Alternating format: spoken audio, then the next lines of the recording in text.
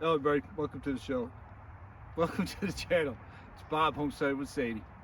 So I did a little project, something I've been wanting to do for a while. Come this way. This used to be a regular fire pit.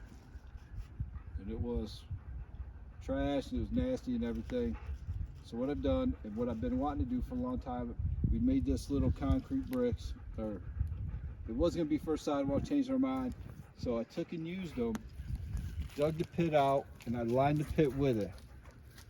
And then it just sat here. So what I wanted to do though was, there was these square concrete and they were stacked up around here. So I took some old tar paper, went around it, and as you can see I started to put gravel, and then I lined it with these blocks.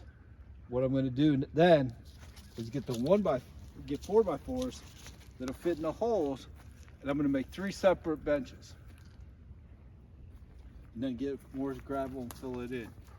That way we'll have a decent little fire pit. Didn't record any of it, sorry.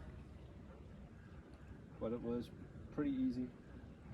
Just something that took me a couple hours to do, and I'm happy with it.